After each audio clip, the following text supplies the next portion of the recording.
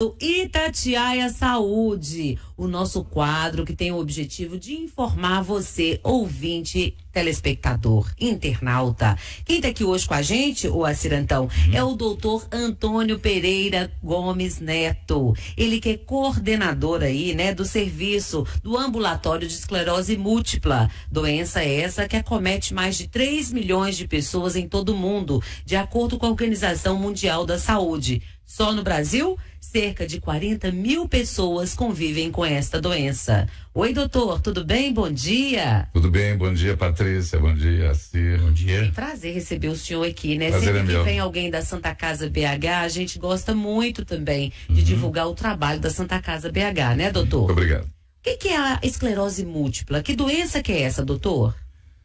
Bom, resumidamente, né, é uma doença autoimune, tá? O que significa que as pessoas não pegam isso, elas já nascem com uma propensão e que vai causar inflamações no cérebro e na medula. E essas inflamações podem ocorrer de forma repetida, de tempos em tempos, e a cada vez que isso acontece, essa pessoa vai ter um sintoma qualquer.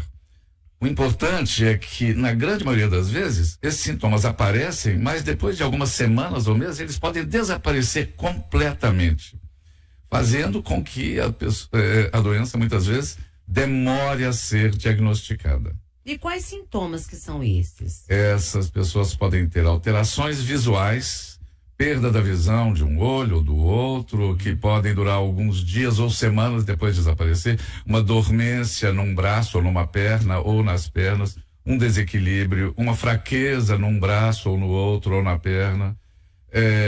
E estes sintomas podem ser sintomas de um punhado de outras doenças, pode ser um punhado de outras coisas. Então, é preciso que quem está vendo essa pessoa saiba que existe a possibilidade disso ser desta doença, que é uma doença muito séria.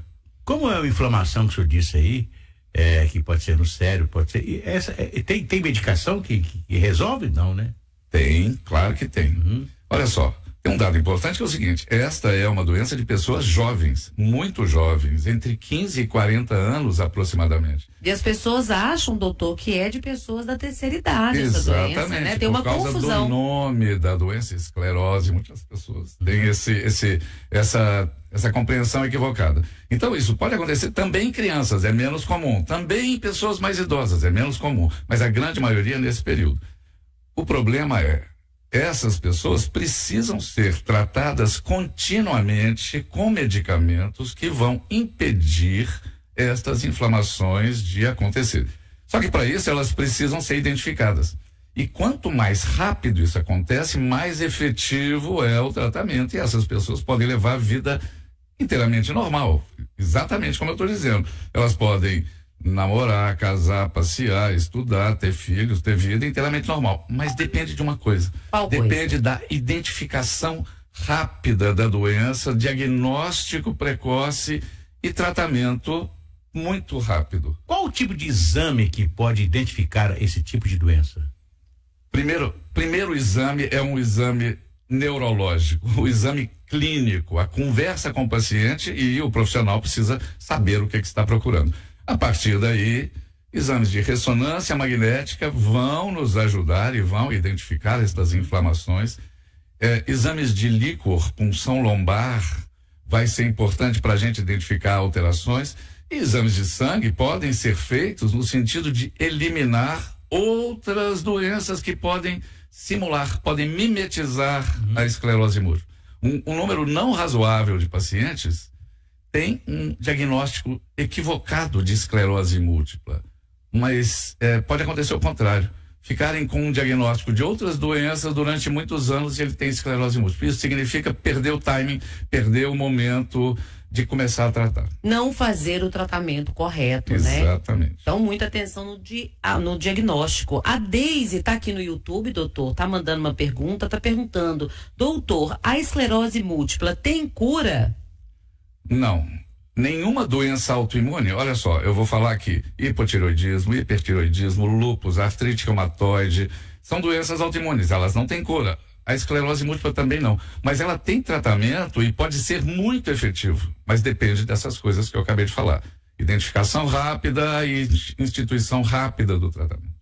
O Tomás está perguntando, o sintoma da cãibra, perna dormente e dores lombares pode ser aí um diagnóstico de esclerose múltipla, doutor? Pode.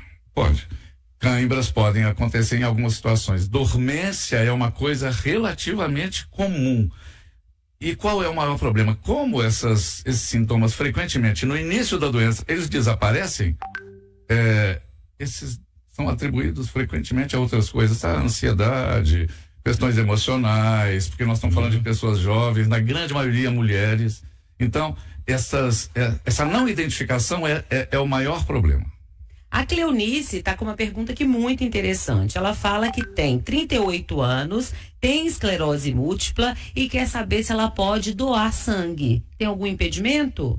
O problema não é por causa da esclerose múltipla apenas. Na verdade, pessoas que têm doenças crônicas vão ter restrições para a doação de sangue, mas principalmente por causa, eventualmente, dos medicamentos que ela está tomando. Eu não sei qual medicamento ela está tomando, mas tem alguns medicamentos que a pessoa não pode doar sangue.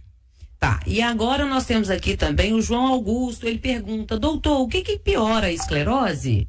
O que piora? Primeiro, não tratar. Isso sempre vai piorar.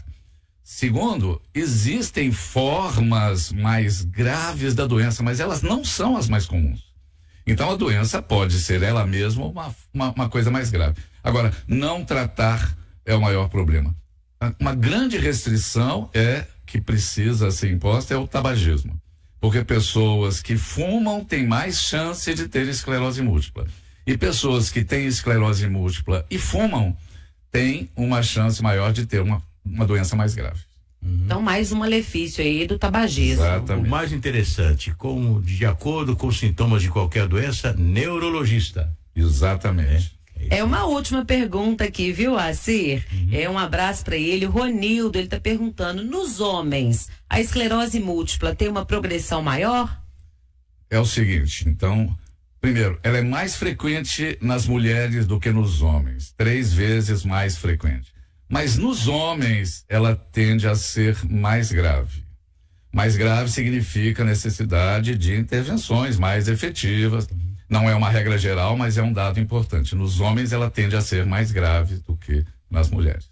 Nós conversamos com o doutor Antônio Pereira Gomes Neto, ele que é médico, neurologista, é o coordenador do ambulatório de esclerose múltipla da Santa Casa BH. Doutor Antônio, muito obrigada. Quer deixar um contato, uma rede social? Não. Sem contato, sem rede social, tudo pela Santa Casa. Estamos aqui para atender as pessoas lá na Santa Casa.